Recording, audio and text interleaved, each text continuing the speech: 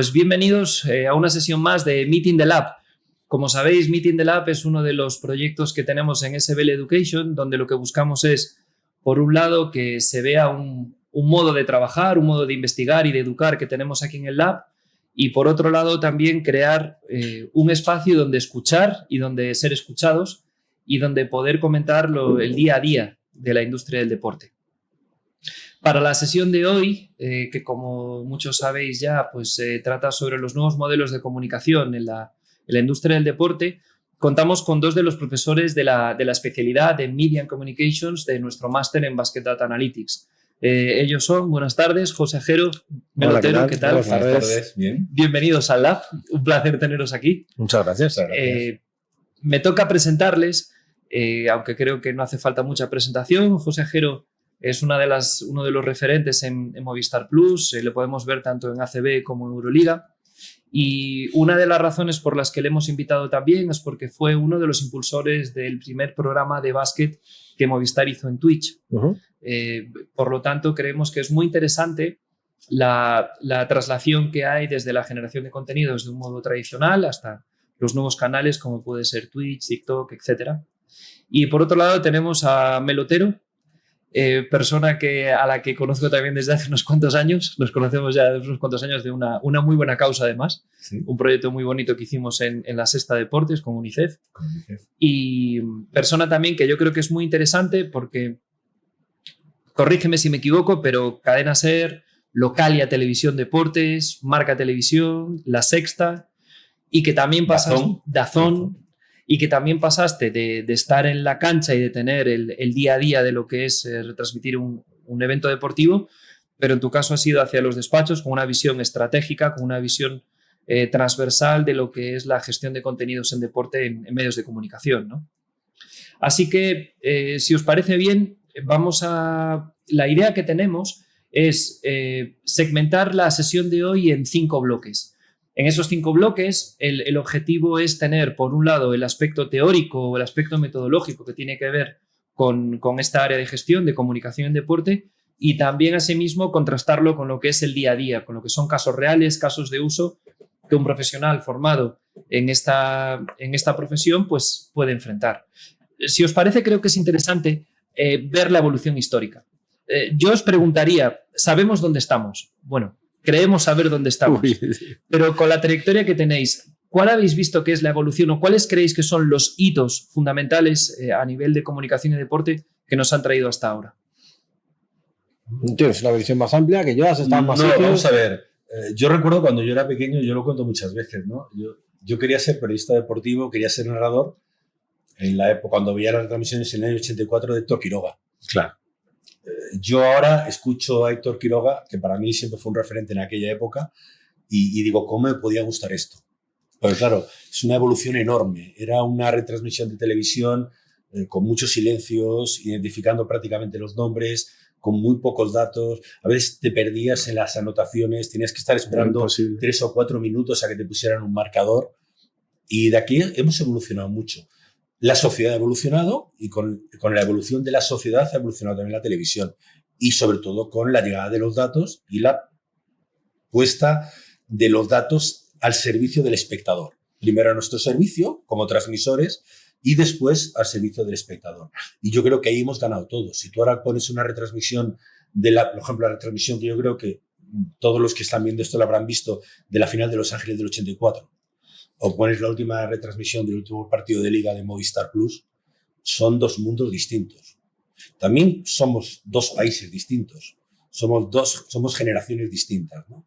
Entonces, al final, yo creo que una cosa va de la mano del otro, ¿no? El avance de la sociedad. Ahora consumimos más rápido, consumimos más, queremos consumir mejor, queremos saberlo todo, aunque realmente a lo mejor sabemos menos, pero creemos que lo sabemos todo y eso nos lleva a dar un paso adelante, a veces demasiado rápido. Sí, de hecho creo que uno de los grandes desafíos que tenemos ahora mismo, Óscar Mel, no es tanto ya contar, sino discriminar, ¿no? Tenemos tanta información adquirida, tanto dato, tanto incluso contexto, que muchas veces la clave está en qué no vas a contar, porque tienes a narradores que en una frase intentan contarte lo que está pasando, lo que ellos piensan y lo que tiene que decir el comentarista, ¿no? Diferenciando claramente creo que tenemos todos más o menos claros en la cabeza que en un evento deportivo en televisión está el narrador, que es el que cuenta, y los comentaristas los que opinan, ¿no? Entonces, muchas veces me doy con ese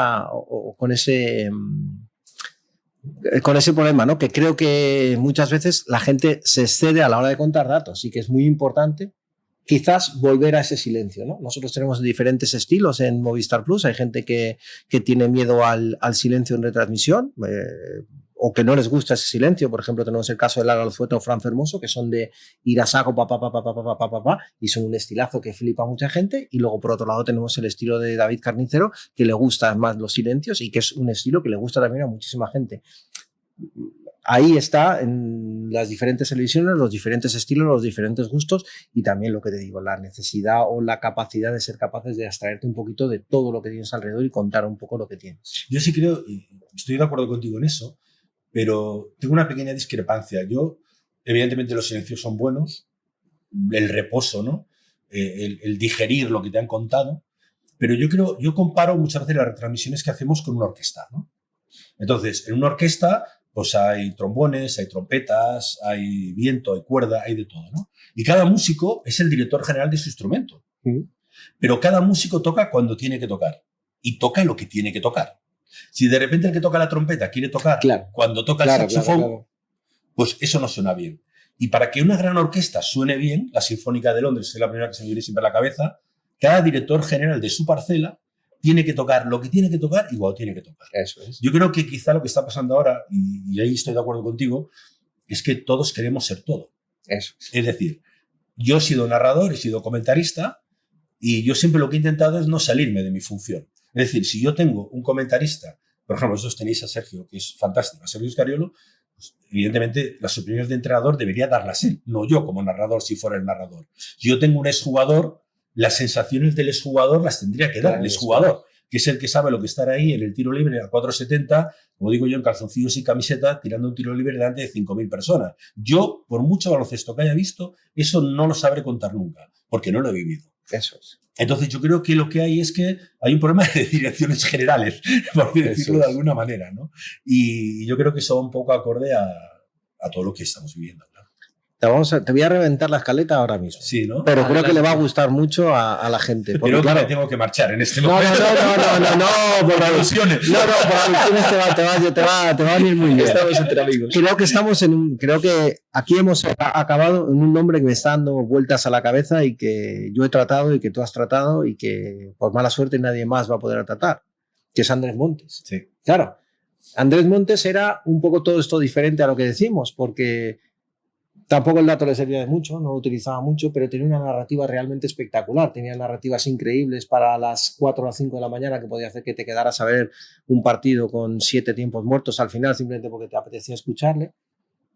Y era un poco eso, ¿no? Como el tipo se salía un poco de toda la norma que conocíamos y profesionalmente hablando era realmente espectacular. Marcó una escuela desde Antena 3 Radio hasta luego en las retransmisiones, que yo es lo que te quiero decir, es como un oasis el que hemos podido disfrutar como aficionados y como profesionales de alguna manera, ¿no? No sé qué te parece ese concepto, porque dentro de todo esto que hablamos es como una cosa completamente aparte. Sí, pero ¿no? para mí Andrés, que yo he tenido la suerte de trabajar con él y parte de lo que soy se lo debo a él. Sí, sí. Porque yo creo que la gran virtud de Andrés es que hacía grandes a todos los que trabajaban con él. Claro. Por ejemplo, él a mí me empezó a llamar un día el Duque de Chantada. Y hay mucha gente que todavía me conoce como el Duque de Chantada. Una cosa que yo me alucina. O sea, Anthony Daimiel es una creación, entre comillas, de Andrés Montes. Con sí, todo el claro, él le pone el mapa. Pero claro. en ese conflicto que decía yo de direcciones generales, Andrés Montes respetaba la dirección general de cada uno. Sí. Claro, sí tenía esos momentos de gracia, de cascarrabias a veces, fantásticos. Es que Andrés, yo solo podría decir cosas buenas de él, la verdad, ¿no? Pero él respetaba mucho quién era cada uno y dónde estaba cada uno. Por supuesto. Sí. A él, por ejemplo... Y él era un narrador de la vieja escuela. Exacto. Él narraba con... Bueno...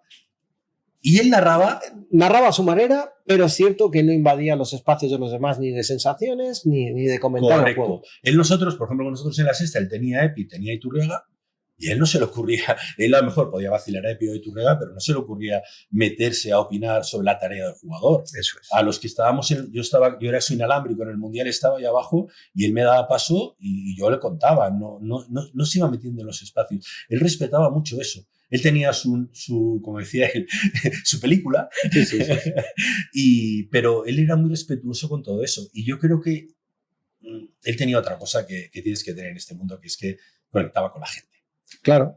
Y la gente le quería.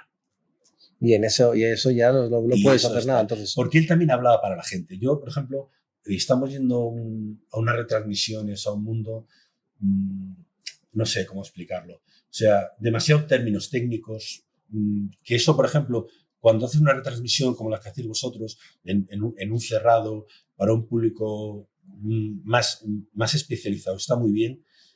Pero claro, cuando lo pones en una televisión en abierto para mucha gente, claro, eso es más complicado. Ahí está el problema. El bloqueo y continuación lo entiende todo el mundo.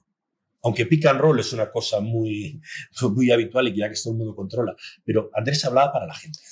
Transmitía para la gente. Y cuando Andrés hablaba, le entendía a todo el mundo. Pero ese es uno de los grandes problemas que tiene el baloncesto y la comunicación. ¿Qué hacemos? Comunicamos para los listos, para los guardianes de los papeles de Naismith, del inventor de baloncesto, que lo tienen ahí guardado en una cajonera debajo, y son los que juzgan, o hablas para todo el mundo. Porque si hablas para todo el mundo, entonces ya te van a decir que si mezclas la ACB con la NBA, que si hablas de Euroliga cuando tienes que estar hablando de tal, que por qué hablas de fútbol, que qué pinta que si está Vinicius viendo un partido tengas que hablar de él. Quiero decir, esa es la gran pelea que vamos a tener siempre, porque el baloncesto es un deporte que consume mucho la gente. Claro, evidentemente, la gente de baloncesto, todavía hay mucha gente de baloncesto que entiende y quiere que le expliques ahí, pero yo no quiero que esa gente pague por ver el baloncesto, porque esa gente lo va a pagar de cualquier manera. Yo quiero que la gente lo pague o lo vea, que lo vea mi madre, que eso es a donde tengo que llevar, a convencer al público general de que lo tenga que ver. Porque sí, que tengan que ver la final del europeo como el otro día del femenino, que tengan que ver el baloncesto porque les gusta, y eso es lo que hacía de una manera realmente espectacular. También voy a decir una cosa, esto del avance, que a veces la sociedad avanza para bien y a veces avanza para regular, sí. ¿No? Yo siempre creo que los tiempos pasados fueron peores, pero sí es cierto que a veces vamos un poco regular. Andrés tuvo una gran ventaja y es que no tuvo que soportar en gran manera la toxicidad de las redes sociales. Claro. Porque si no estaría, yo creo que a veces nosotros nos obsesionamos demasiado, a mí me dan igual, pero hablo con nosotros en general, con lo que pueda decir de nosotros Melocotón 44 o Huevo Duro 23. Eso es. Y a mí realmente lo que diga Melocotón 44 de mí, me da igual. En aquel momento había el foro de la CB, que si Andrés lo miraba y le gustaba poco a veces, pero para mí ese es el gran ejemplo del valor de Melocotón 44, ¿no? Andrés Montes en aquel entonces, él estaba el foro de la CB, que tenía, sabes, algunos muy ácidos, sí. Y él estaba muy enfadado a veces por lo que le ponían en el foro de la CB. Andrés Montes, nosotros en la Sexta tuvimos la suerte de disfrutar unos cuantos años, y también lo pusimos a hacer fútbol, porque él decía que el fútbol era lo que a él le gustaba realmente, ¿no? Y todos sabemos lo que se dice. Fútbol con fatatas. Fútbol con fatatas. Y lo que son los aficionados del fútbol. Andrés Montes estuvo con nosotros 2 años yendo a todos los campos de fútbol de España y nunca recibió un insulto y nunca hubo una pancarta en su contra en ningún campo de fútbol. Es más, todas las que había eran a favor. Eso, a día de hoy, sería imposible, porque las redes sociales lo envenenarían. Claro. Lo envenenarían. Pues, entonces, yo creo que ahí hay que hacer... yo les digo a mis alumnos siempre que esto es como el arte de la guerra, ¿no? De Sun Tzu. Es decir, antes de ir a la batalla tienes que haberla ganado, que decía, ¿no? Entonces, si tú no eres capaz de ganar esa batalla antes de empezar, dedícate a otra cosa. Hazte frutero, con todos mis respetos, o hazte vendedor de otra cosa. No puedes dedicarte a esto. Sí, siguiendo con el tema que yo creo que está muy bien traído, José, que es el cambio que se produce a la hora de comunicar, empieza por las personas que comunican. Ciertamente, claro. Andrés Montes fue un generador de cambio. Andrés Montes y Anthony Demel fueron las personas que generaron valor alrededor de un contenido que era la NBA y lo elevaron a sitios donde nadie jamás sospecharía. Iban más allá del contenido. Y ellos son periodistas. Hoy en día, cuando presentamos a la hora de comunicar un evento deportivo, sí que es cierto que existen 2 modelos que ya estamos viendo en la compra y adquisición de derechos deportivos, de emisión deportivos, que es plataformas de contenido. Tú puedes ver un partido de tenis en Netflix de Nadal Alcaraz, o puedes irte a medios de comunicación. En esta dicotomía que existe hoy en día, podríamos, si estáis de acuerdo, creo que Anthony y Andrés estarían más en la parte de medio de comunicación. Son dos periodistas, dos narradores, dos comentaristas que tienen un criterio, siguen una línea de trabajo, trabajan a favor de, pero con unos contenidos, versus empresas como estamos viendo, por ejemplo, DAZN, que adquiere los derechos del Mundial de clubes o que ha llegado a invertir en Euroliga, etcétera. ¿Cómo veis esa dicotomía entre medio de comunicación, plataforma de contenidos? ¿Creéis que son sustitutivas? ¿Creéis que se complementan? ¿Qué cosas positivas y qué cosas no positivas puede tener para deporte que se retransmiten en uno u en otro? Es que yo creo que es un poco buscar el... Es lo que hay, quiero decir, no es el progreso, es a donde vamos. Y va un poco por medio, va un poco por épocas también. Mira, hay una cosa que pasa durante la pandemia, que se estudia mucho en los medios de comunicación, porque ¿qué pasa? Es una época completamente extraordinaria para todo el mundo, incluso para el consumo de medios de comunicación. Entonces, en alguna charla tenemos a los señores de Netflix y de Amazon hablando con nosotros. Recuerdo que nos cuentan que envidian mucho los canales lineales de televisión. ¿Por qué? Porque durante la pandemia, con la gente encerrada en casa, se ha obligado a la gente a elegir. Y que ellos han notado que ha habido descenso, evidentemente en números, porque la gente se ha cansado de elegir. Tú ahora llegas a tu casa, te sientas y dices, bueno, voy a ver esto. Y te cansas muchas veces de decir, a ver, voy a buscar aquí, voy a buscar allá, voy a buscar en Movistar, voy a buscar en Netflix, voy a buscar en Amazon, voy a buscar en tal. Y de repente, bueno, pues ya ha pasado y no he visto nada, pero bueno, me voy a la cama. Pero tú imagínate hacer eso una semana y otra semana y constantemente desde que te levantas hasta después de comer, hasta que te acuestas, y eso creó una especie de saturación a nivel mundial de la búsqueda de contenidos. ¿Y qué pasó? Que subió mucho el contenido lineal de televisión, donde tú te ponías y dices, bueno, pues ya está, no me muevo, mira, ya está, hay esto, y después hay esto, y me quedo y veo esto, no sé qué. Y en esas reuniones de puestas en común, ellos decían, envidiamos ahora y nos estamos dando cuenta de que las plataformas de contenidos tenemos el problema de que a veces no tenemos esos contenidos lineales, esos canales lineales donde la gente, por descanso de la cabeza, por lo que sea, se sienta a verlo. Entonces, evidentemente ahora el progreso es pagar por lo que ves, pagar por lo que quieres ver, y están las plataformas de contenidos y están los medios de comunicación. Y los medios de comunicación son muy, muy, muy, muy útiles cuando Israel ataca a Irán o Irán ataca a Israel. Porque yo no me voy a meter a ver si ha colgado algo en no sé qué, en no sé cuánto. No, me voy a los canales internacionales de Movistar a ver si me quedo 2 horas mirando a la CNN o voy a cambiar al Jazeera, porque necesito ver eso. Entonces creo que va a ser una pelea mundial, va a ser una pelea que se va a mantener en el tiempo, pero que absolutamente son necesarios. Son absolutamente necesarios, tanto el pagar por contenidos como el pagar por un medio de comunicación donde puedas estar un rato sin elegir. Sí, yo creo que son muy complementarios y creo que en eso estamos condenados a convivir los unos y los otros, porque lo que nunca Netflix podrá tener los mejores, hablando de Netflix o HBO, bueno, cualquier plataforma que se me entienda, podrá tener los mejores contenidos, los mejores documentales, las mejores películas, pero nunca podrá tener un reportero en Chantada. Claro. Eso es. En mi pueblo. Jamás. Y va a haber un momento que va a hacer falta ese va a haber un momento que va a hacer falta ese reportero. Y podrá dar un partido el día de Navidad entre los Lakers y los Celtics. Pero no va a poder dar un partido entre el Covirán Granada y el Jupos Lleida porque no va a tener un tío en Granada. Claro. Y entonces, al final, los medios tradicionales o los medios convencionales que van a ser los que son necesarios al final. Primero, por lo que decía él, de que ya bastantes cosas estás todo el día pensando, eligiendo, lo que hablábamos antes de la sobreexposición a los contenidos, a los datos, a la elección. Estás todo el día deseando dejar de decidir. Claro. Llegar a tu casa, sentarte o jugar con tus hijos o hacer lo que sea, pero dejar de decidir. Ir a las cosas más básicas. Y claro, pones la tele, la tienes ahí de fondo, hay un ruido ahí que es desamigable, sobre todo contenidos que no requieran una especial atención, ¿vale? Eso es. Que te sean llevaderos y al final vas a la cocina, coges, vuelves y te puedes conectar a verlo. De hecho, vas a jugar un rato a otro sitio y te puedes volver a verlo. Y no tener que estar pendiente ahí de la película o de la serie o de seguir contenidos acortados. Hay una cosa que antes hablabas de las clases, hablando yo en el máster, me di de bruces con, lo recomiendo a todo el mundo, está en inglés, pero es una publicación realmente espectacular, el Hollywood Report, que es un medio de comunicación que te habla mucho de televisión, de tendencias en televisión, desde los Estados Unidos. Y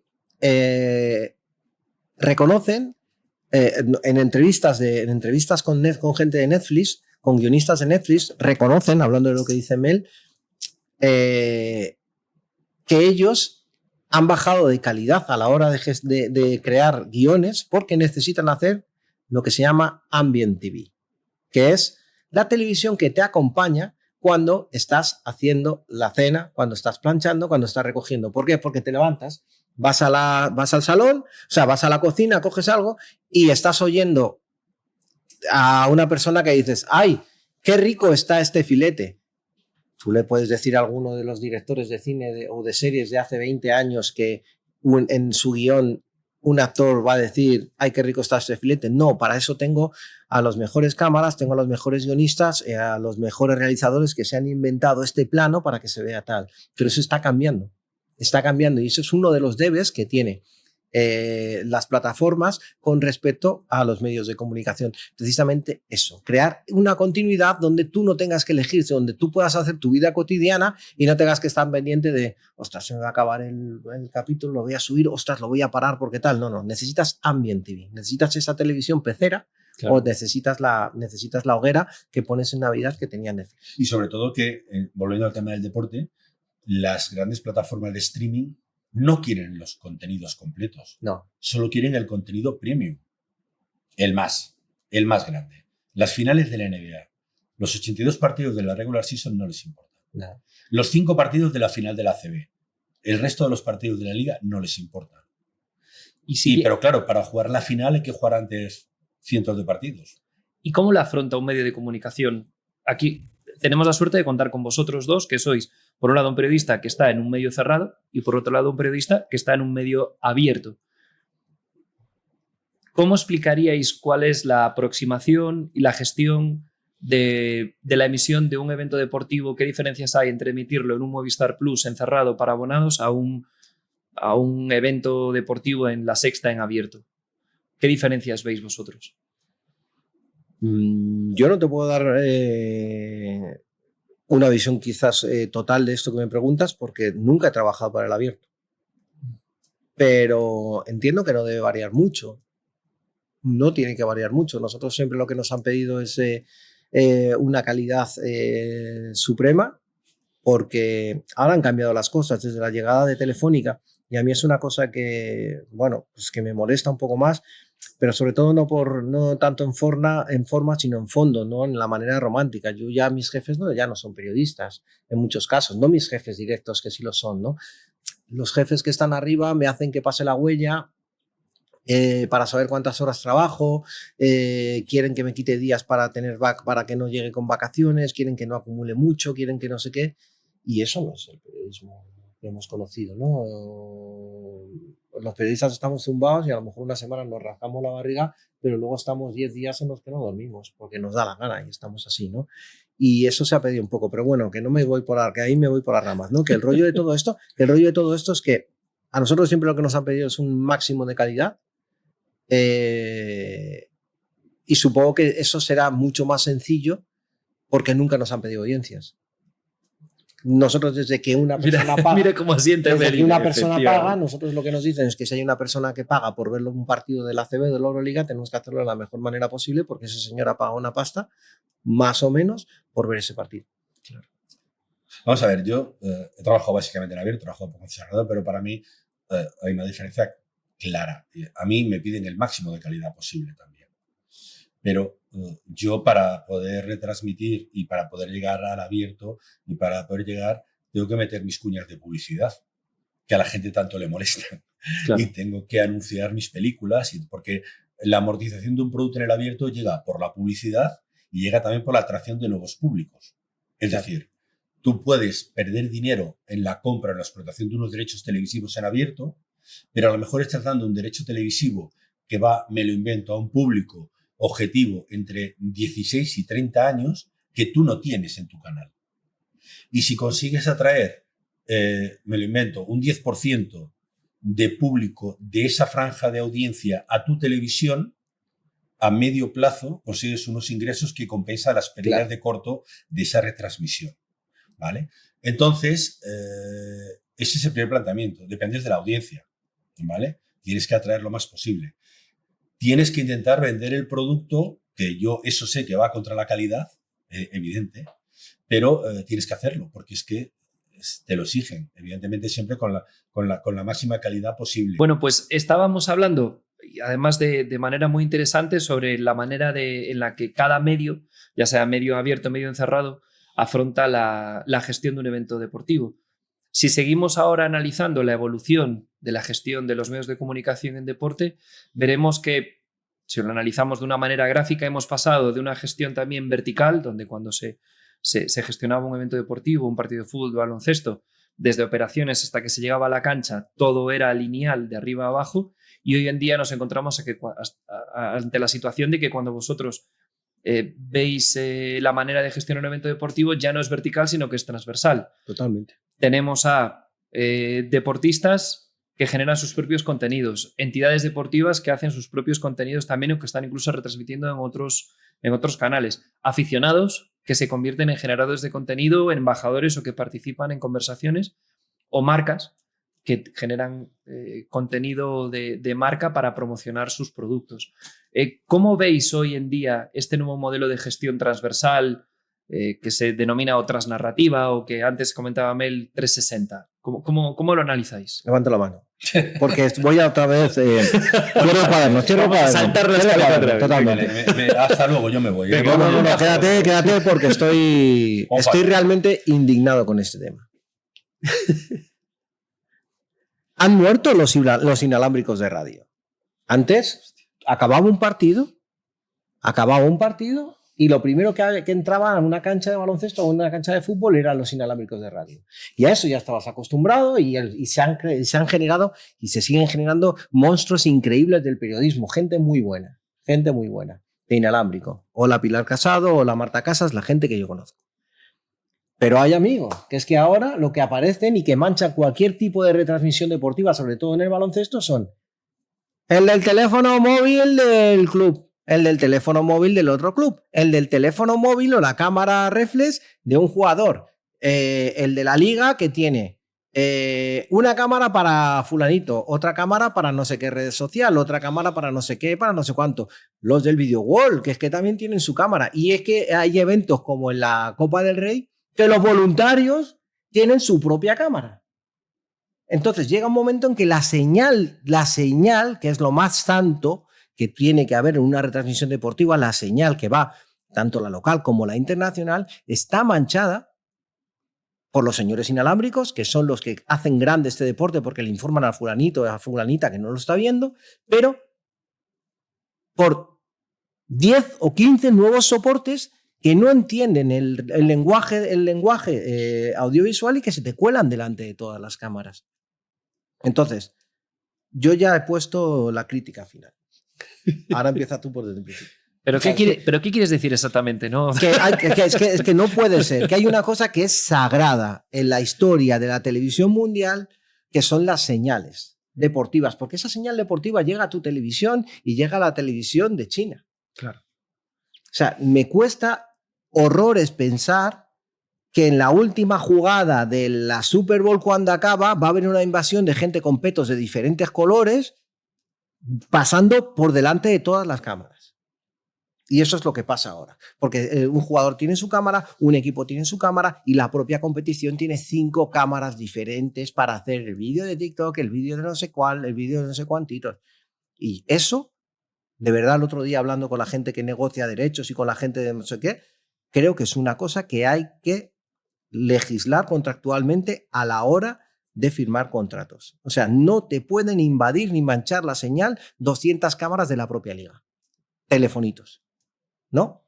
No. El otro día Perdona, madre mía. No, sigue. El otro día no pudimos tuvimos que mantener la señal de la final de la ACB para ver el descorche del champán, que es algo lógico y normal, 45 minutos.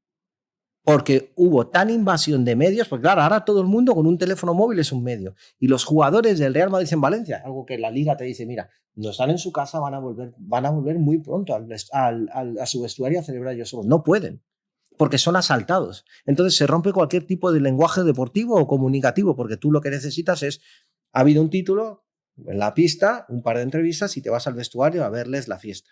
Pues es que Chus Mateo llegó 45 minutos, 50 minutos después de que le hubieran dado el premio. Ha habido veces en las que la cosa se ha puesto muy tensa, porque esta vez no estaba Florentino Pérez, pero otras veces sí estaba Florentino esperando.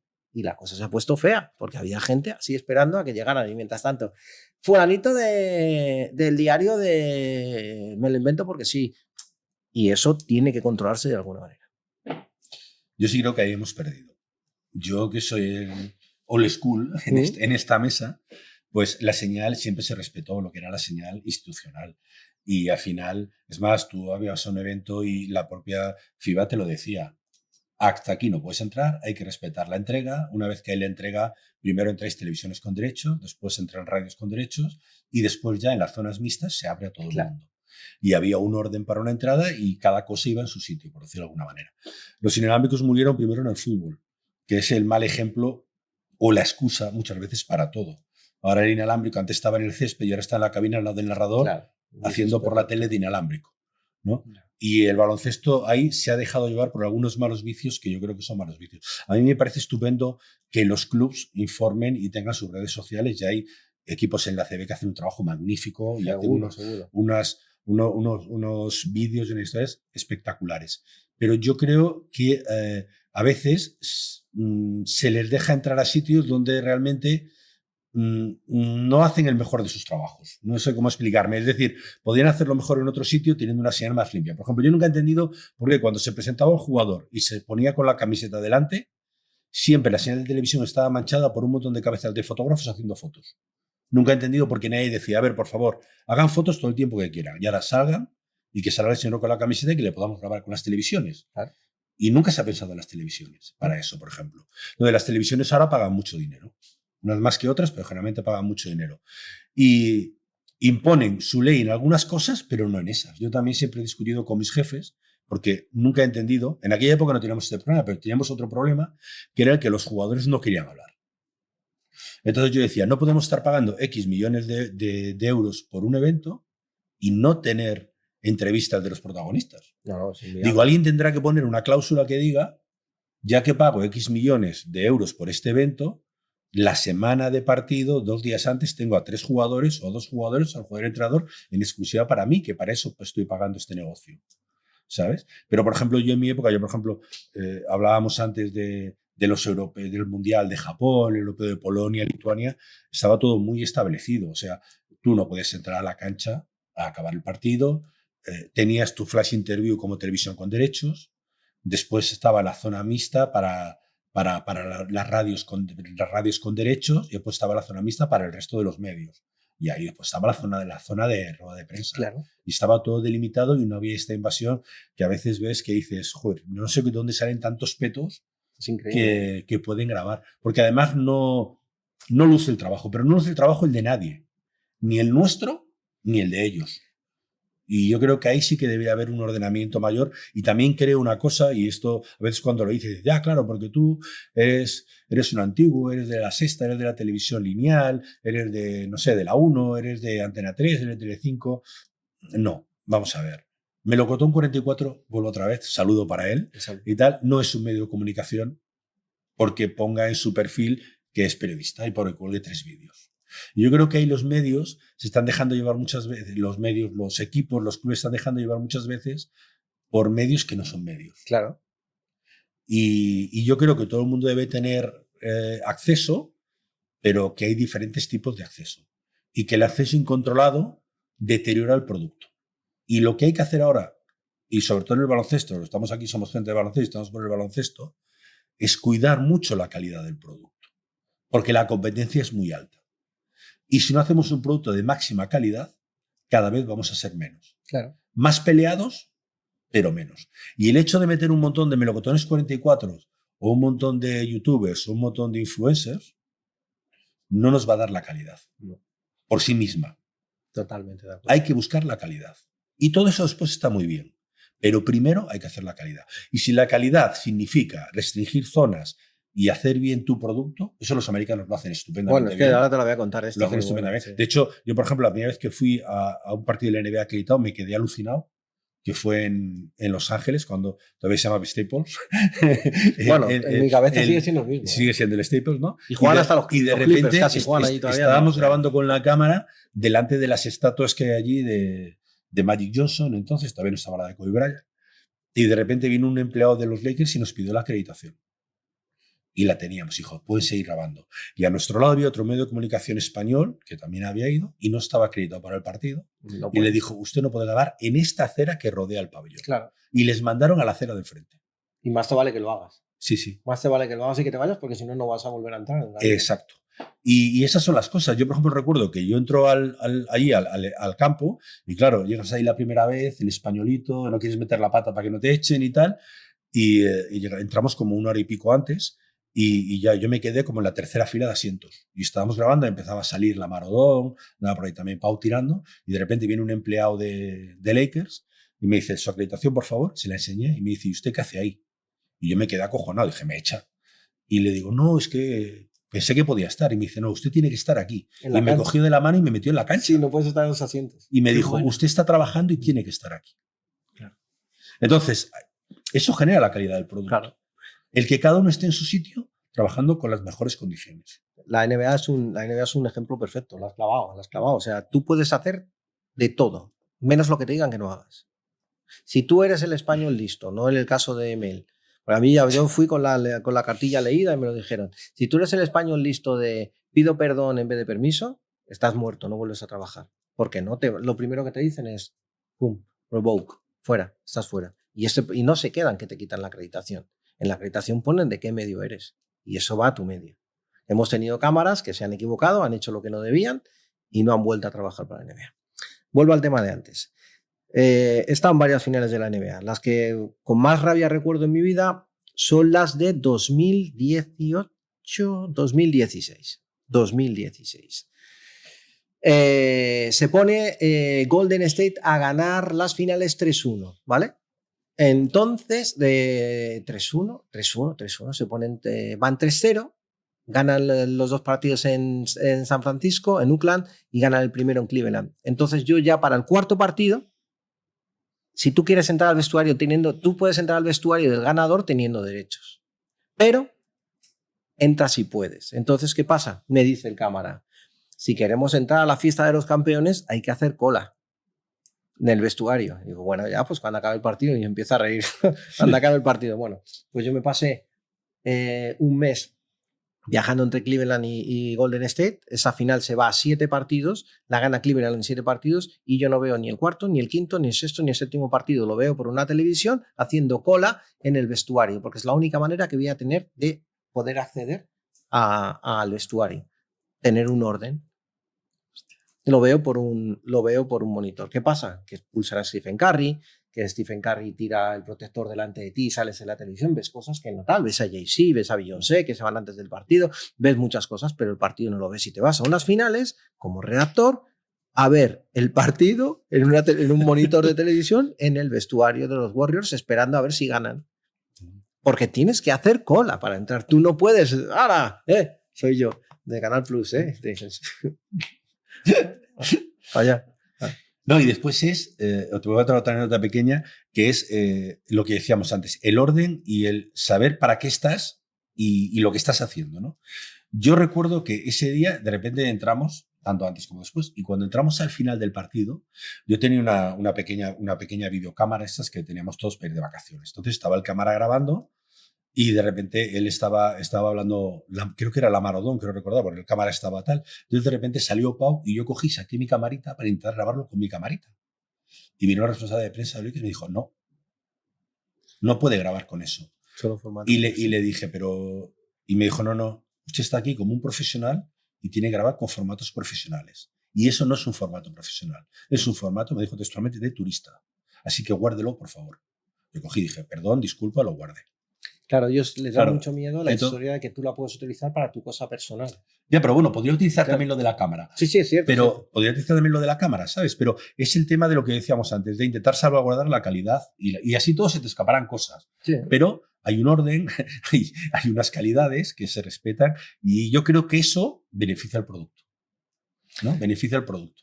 Y más ahora en el tiempo de los highlights, Sí. en el tiempo de los impactos y de la inmediatez. Mira, podríamos unir esto con una de las partes del guión que tenemos. Vamos a ir al esto. guión, por fin. No, bueno, ahora sí, ahora vuelvo yo, pero no sé en qué punto era, en el que hablabas de la diferencia, creo que era, Óscar, que se hablaba de la diferencia del tratamiento de los partidos dependiendo del estado de la competición, ¿no? Sí. Que es un partido de temporada regular, que suponían los playoffs o que suponían las finales. Tú en los playoffs, los playoffs, en un All-Star de la NBA, a mí el meeting que tienen, la manera que tienes de acercarte a los jugadores es brutal, porque quitando las mega estrellas, ellos te cogen un salón enorme, te ponen una mesa y te ponen Luka Doncic. Y ahí se sienta Luka Doncic y en esa mesa van a ir rulando todos los periodistas y le van haciendo preguntas, no sé qué, no sé cuánto. Muy bonito. Luego ahí permite que se acerque. ¿Os acordáis del personaje este mexicano bajito que tenía en el programa? No sé qué programa era. Sí, con Jimmy Kimmel. Sí, con Jimmy Kimmel, que se acercaba, Sí. que les hacía preguntas. Era muy gracioso el hombre, Sí. ¿no? Y bueno, pues eso pasa en el All-Star. En las finales no pasa. Claro. En el momento que se acerca el calor competitivo de alguna manera, el All-Star es un evento para vender. Cuando llegan las finales, tú no te acercas a un jugador, tú no te acercas a LeBron James. ¿Cómo te vas a acercar a LeBron James? LeBron James habla en una rueda de prensa previa al partido allí y depende del orden de quien seas, del medio de comunicación que seas, te sientas un poquito más adelante, un poquito más atrás. O sea, y ya no tienes acceso a los jugadores, ya no les tocas, no les haces gracias, no les haces no sé qué. Vas, les ves, entrenar, tirar, pero son unas puñeteras finales y están ahí para ganar. Y muchas veces pensamos que es todo espectáculo, pero se nota mucho el cambio de All-Star a temporada regular. Y de temporada regular a playoff ya es grandísimo. Y de playoff a finales es una cosa loquísima. Que es el cambio de hace 20 años a hoy. Efectivamente. Es otra época, ¿no? La época en la que tú compartías Totalmente. viajes con los jugadores, hoteles con los jugadores, cenas con los jugadores, Y ahora, vivencias con los jugadores. Ahora los jugadores son marcas. totalmente. Y entonces tienen a su alrededor unas estructuras que no les permiten relacionarse. Porque les generan muchos miedos. Y son barreras muy difíciles de romper. Entonces, a los clubs también les viene bien, pero cuanta menos gente tenga por ahí tratando de informar o de buscar cosas y más pueden controlar la información. O eres Baskonia o eso ya no existe prácticamente. Y entonces, pues eso te genera un problema. Yo, por ejemplo, he hecho mucho en falta eso. O sea, muchísimo. yo recuerdo 2006, 2012, que fue la época que nosotros hicimos un seguimiento full time con la selección. O sea, hacías cosas que ahora dices es que son impensables.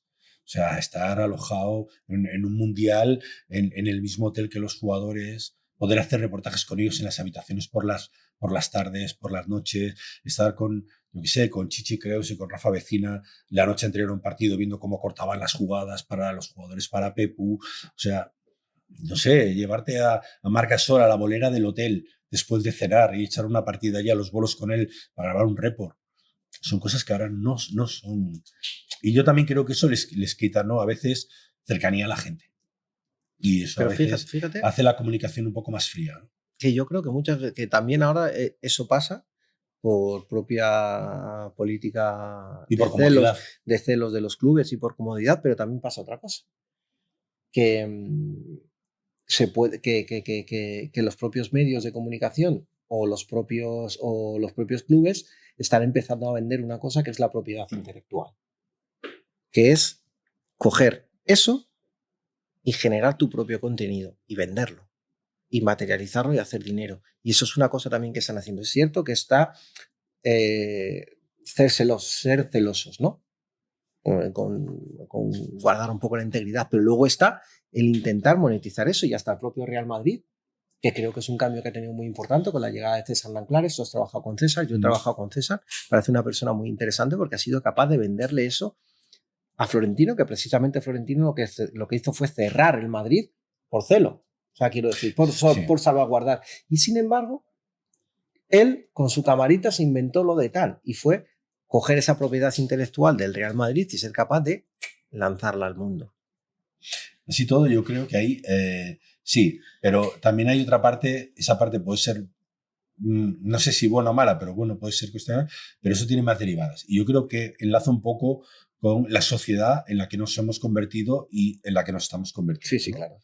Y yo voy al hecho de, por ejemplo, los partes de lesiones de los jugadores. Bueno. Que es la aberración más absoluta. Tú antes sabías cuando un jugador tenía, más que nada porque convivías con él, y tú veías que andaba cojo y decías, está cojo, y tal, tiene cualquier cosa. Ahora los jugadores prohíben a los clubs que den los partes con sus lesiones, con lo cual muchas veces no sabes si van a jugar o no. ¿Por qué? Porque los agentes les han convencido de que sí, hay muchas veces que están lesionados y eso se hace público, le resta valor en próximos contratos. Claro, totalmente. Pero es que... Entonces, creo que estamos llegando a unos límites que alguien tiene que decir, parar que yo me bajo. Ya, pero no va a ser, está claro, pero que es que eso, es que ahora lo último que tenemos es clubes que no informan de las lesiones de los jugadores. Eso es, y que los jefes de prensa no comparten hotel con el equipo y que ya les han sacado de ahí. Y alguno conoces. Sí. Alguno conoces. ¿Y vosotros creéis que a la hora de convivir con las entidades deportivas como creadoras de contenido también, cuál es la relación entre un medio de comunicación y una entidad deportiva que genera sus propios contenidos? ¿Es complementaria? ¿Se convierten en competencias? ¿Se pueden crear contenidos sustitutivos? Lo que hablabas de las IPs, que ahora mismo pues la Euroliga genera sus propios contenidos que pueden ser programas en YouTube, que además son generados con muy buena calidad. O clubes que venden sus derechos a plataformas de contenidos. Es que las relaciones no pueden ser malas de ninguna manera, tienen que ser basadas en el servilismo, Óscar, no hay otro. ¿Cómo nosotros nos vamos? ¿Cómo no le vamos a comprar al Madrid la serie esta documental que ha estado poniendo Movistar Plus? ¿Cómo Movistar Plus se enfada con el Real Madrid? No puedes, o sea, tienes que decir, sí, vale. Esto no, la IP, pues para vosotros, claro. No está por contrato, no lo hicimos en su momento, pues ahí se queda. Hola, el Barça, voy a coger esto, tal, y no solo eso, sino que encima, mira, si como tienes las imágenes de estos goles, no sé qué, y tienes buenas cámaras, si me puedes ceder algo, pues me lo tendrás que dar. ¿Y tú qué dices? No. Ya. No puedes. Es lo que hay, ¿no? Claro, bueno, escucha, se puede ser injusto. No, bueno, yo creo que y coger al Rayo Vallecano y decirle, tú me vas a dar eso, y si no, no te pongo la televisión o no te pongo tal, claro, como siempre, pero aseguro que al Madrid y al Barça no se lo hace. Yo creo que aquí hay dos partes, ¿no? Hay la parte del producto cerrado, el producto de plataforma, el documental, lo que decías tú de la camarita de Nanclares, este reportaje de la 14ª, la 15ª, todo esto es una cosa. Y después el día a día, el andar, es otra cosa. Porque al final es cierto que antes tú ibas a un entrenamiento y grababas un entrenamiento entero. Ahora te pasan 5 minutos, no te van a pasar las tomas falsas. Y lo que quieren ellos, claro. Y lo que quieren ellos. Es más, por ejemplo, y vamos al fútbol, ¿no? Si de repente hemos hablado toda la semana, me lo invento, de que Pepe Pérez es muy malo y no mete un gol, en el vídeo que llegue resumen del entrenamiento vas a ver 3 goles de Pepe Pérez por la jugada. Claro. Impresionantes. ¿Para qué? Para que se genere el efecto de Pepe Pérez ha vuelto, ¿sabes? Y entonces tienes que tener mucho cuidado con eso. Nosotros, por ejemplo, con esos contenidos somos muy cautelosos. Nosotros como medio, porque sabemos que te la están colando. Entonces al final dices, bueno, pues por lo menos hacerlo con cariño, ¿no? Claro. ¿Sabes? Es como el tema de los contenidos, que a veces hay malos contenidos publicitarios. Hombre. ¿Sabes?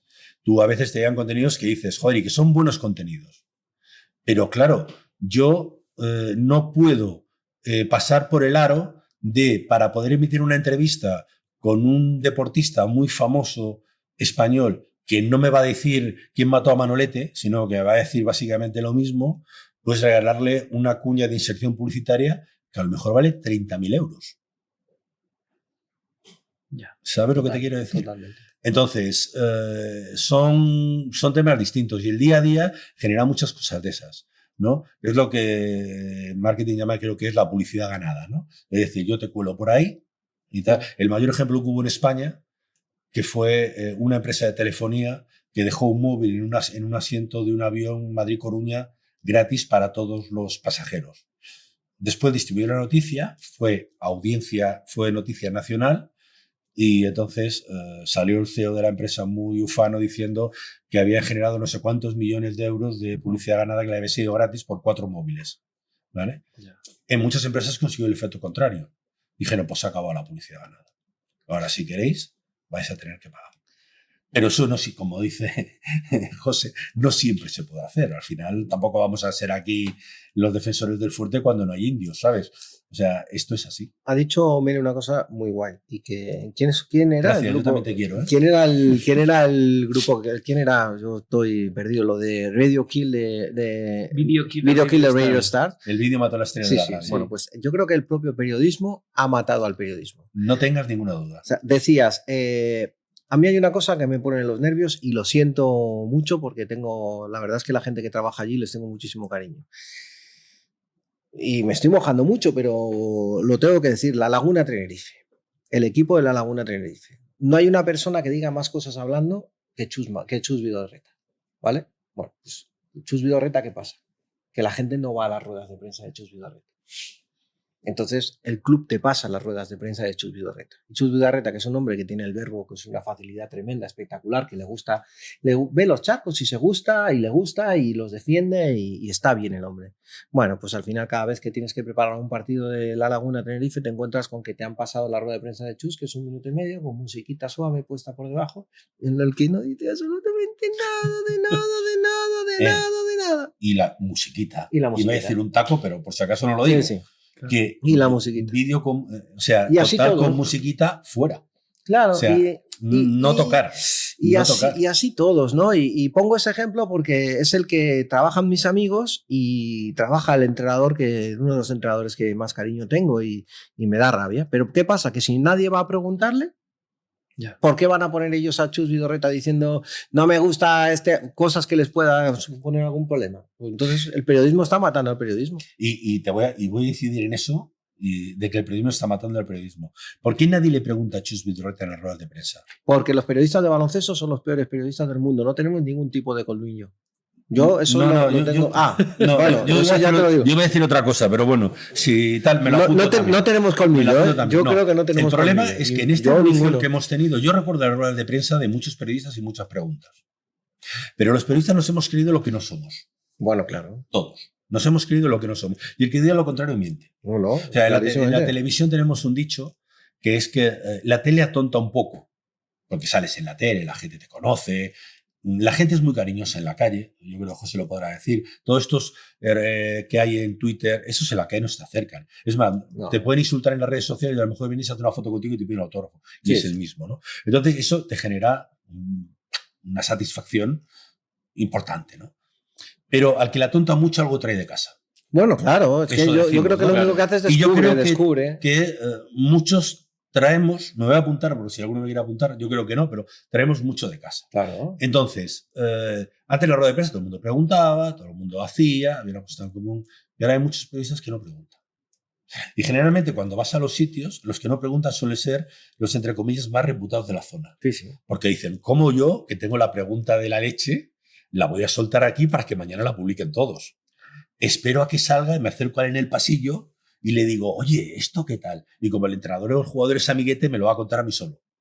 Ya. Sí, eso pasa completamente. ¿A que sí? Sí. ¿A cuántas veces has visto eso? Una en cada jornada de liga. Entonces, los periodistas estamos matando este negocio muchas veces también.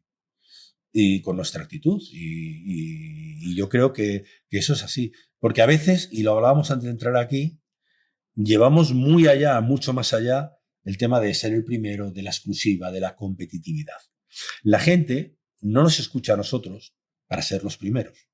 Nos escucha o nos ve para aprender cosas, para ver cosas, para entretenerse y para saber cosas.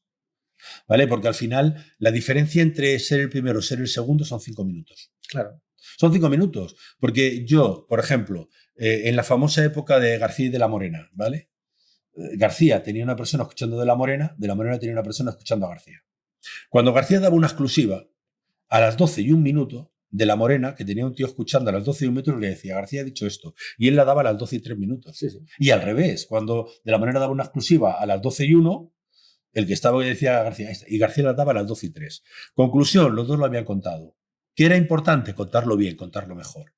¿Para qué servía eso simplemente? Para que dos paisanos se pelearan en un bar, uno defendiendo de La Morena y otro defendiendo a García, para decir quién había dado primero la exclusiva. Claro. O sea, cero periodismo. Hablando de periodismo, hay un caso que también comentábamos antes de comenzar, que es lo que ha vivido José hace unos días, en la final de... Y ahora veremos las imágenes, en la final del ACB, el otro día en el vestuario, José estaba entrevistando a Mario Zonja y, bueno, el hombre hizo unos comentarios un poco fuera de tono. Y, bueno, prefiero pasaros la pelota. Contadme vosotros dos, ¿dónde está el paralelismo de lo que ha pasado hace unos días con José y lo que pasó hace unos años con Mel? Pues es que el paralelismo es tener cierta confianza con cierta persona que no te ve tampoco como un enemigo, que te concede ese espacio y ya está. Tú me contabas antes que siempre has tenido muy buena relación con Marc Gasol. Sí. Yo sinceramente toco madera porque dure. No sé por qué me hace caso Mario Gesson. Sí. Relación periodista, claro, entonces, jugador. O sea, yo nunca he estado en la casa de Marc Gasol, vamos. Claro, no quiero decir, pero bueno, confía en ti, entra, pregunta y es más educado que bueno, pues yo con Mario, pues no hablo mucho porque nadie habla mucho con él, pero llego, le pregunto, las zapatillas, sí, estas las tengo por... Fíjate, yo me hice muy colega de Gesson ya por las zapatillas, como entro a todos los jugadores, y me contó una historia que es la hostia. Él coincide en su primer año en Orlando con Trevor Ariza, y Trevor Ariza lo que hace es apadrinarle. Entonces, Trevor Ariza había sido campeón con los Lakers. Sí, claro. Entonces, Kobe Bryant le adoraba. Y le mandaba todas las zapatillas que iban saliendo. Pero es que ni le preguntaba de su número. Y Ariza pasaba de las zapatillas. ¿Y qué hacía? Distribuirlas entre los rookies. Entonces, todos los partidos que estamos viendo a Mario Gesson que está jugando con zapatillas de Kobe Bryant son directamente de Kobe Bryant que le han llegado a él. Wow. O sea, y dice, no te puedes imaginar la cantidad de zapatillas de Kobe Bryant que puedo tener. Entonces, claro, así yo me hago colega de Mario. Entonces, yo llego al vestuario y digo, atrás, Mario solo. Mario hasta las narices porque llevaba 1 hora esperando a que volvieran sus compañeros. No quería celebrar. Y le digo, esta es la mía. Mario, ¿qué? Y ya está. Porque eso es un tiro seguro. Él estaba mosqueado. Él estaba cabreado, es un tiro seguro. Y tú ahí te quieres meter debajo de las piedras porque te quedas con una cara, no porque por mucho que vayas a buscar una declaración así que diga, bueno, sí, no hemos tenido una buena temporada, pero esta temporada es una mierda. Chico, que acabas de ganar la ACB con un nivelazo de baloncesto espectacular, el mejor de toda la temporada. Entonces, yo lo paso mal, pero lo paso mal porque no sé cómo reaccionar, no sabes qué decirle en ese momento, no tengo la facilidad no soy una persona rápida de cambiar el chip rápido y luego pienso en el departamento de comunicación del Real Madrid, que son dos tipos a los que valoro muchísimo y con los que no quiero faltarles, no quiero enmierdarles absolutamente nada en su trabajo. Yo sé que eso va a ser un problema para ellos. Entonces, estoy así como diciendo, no vuelvo. Ni sé cómo voy a salir, ni sé cómo voy a volver. ¿Y cómo fue tu caso, Mel? Yo creo que yo pongo mucho en valor el papel del inalámbrico. A mí me parecen las cosas más difíciles. Así como en el mundo del periodismo, ahora ya todos somos un poco la misma cosa. Pero cuando yo empecé, había el periodista y después aquí estaba el periodista de deportes. Como que eras menos por ser de deportes. Sí, pero ahora nosotros están tan abajo que ya nos han pillado. Han caído por aplastamiento, ¿sabes? Sobre todo porque, yo siempre digo lo mismo, en Movistar comen por nosotros. Claro. Siempre digo lo mismo, digo, vale, tú ponte a hacer las series que te dé la gana y vamos a montar las películas, pero dime dónde vas a sacar el dinero. Eso es. Porque la gente no se va a abonar para verte una serie porque se pueden abonar a Netflix o donde sea, se van a abonar para ver el fútbol. Correcto. Y tú con mi dinero dices que yo soy un cromañón. Pues yo he tenido que aguantar en la redacción de Canal Plus. Oscar, te estoy reventando todo. Claro. Cuando España gana la Eurocopa y gana el Mundial, a la gente de cine que nos cantaban yo soy cromañón. Bueno, pues ya está, pues perfecto, pues ya está. A mí eso afortunadamente no me ha pasado. Bueno, lo que decía, entonces, el inalámbrico parece que es el más tonto de la retransmisión. Bueno, en mi caso, en el mío también, ¿no? Era el lateral derecho del equipo en el fútbol, ¿no? Parece que no puedes narrar, no puedes ser comentarista, bueno, pero este tío es majo, pues lo vamos a poner ahí.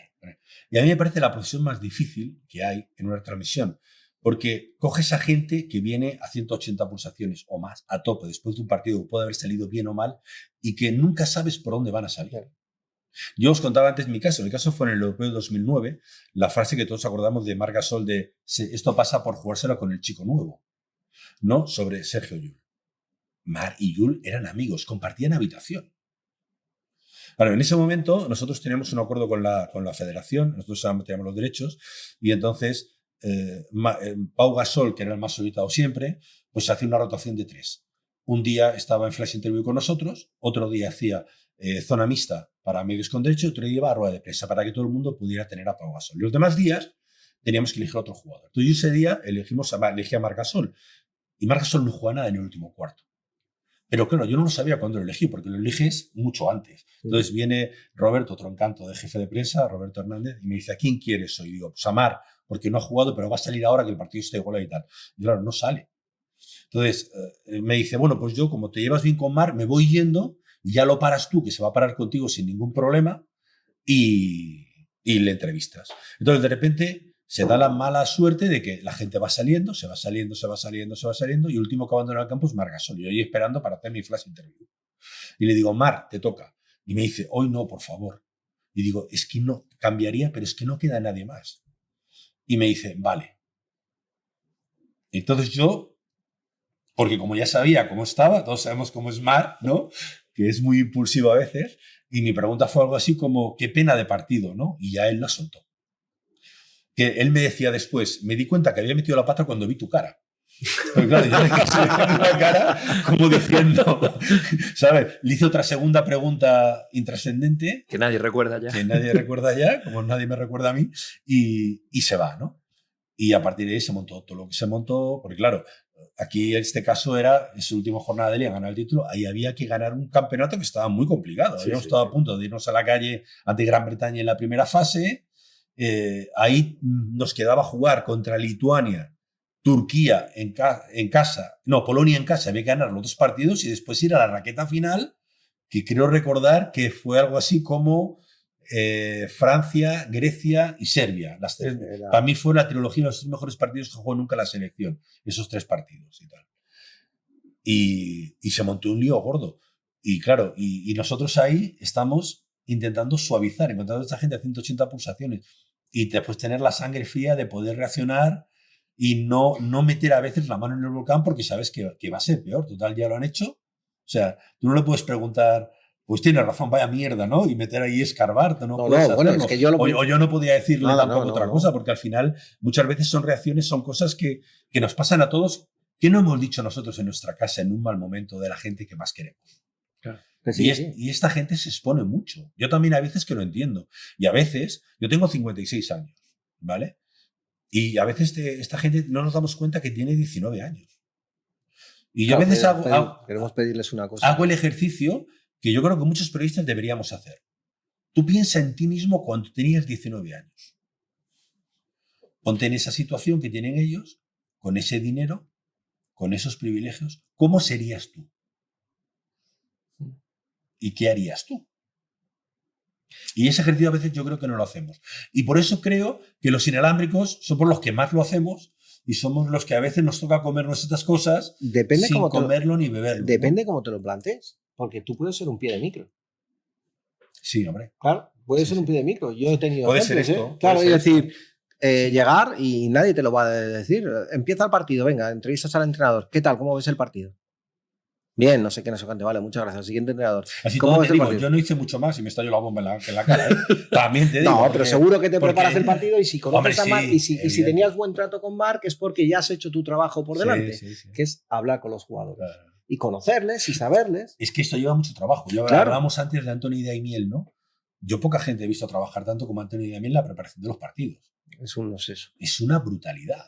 Las horas y horas y horas de trabajo. O sea, que esto, la gente no piense que esto es, me llamo José Ajero, como llevo, no sé, 10 años haciendo esto y haciendo inalámbricos y conozco a todo el mundo, me voy con las manos en los bolsillos. Sí, claro, pero ¿por qué conoces a todo el mundo? No, hay un trabajo de estudio, de leer, de ver, Claro. de enterarte, de leer la prensa, de leer a otros compañeros, buscar artículos en Estados Unidos, en Croacia, en un montón de sitios, informarte para llegar allí y nunca tienes todo cubierto, pero por lo menos tener un 70-80% del riesgo cubierto, porque te expones mucho.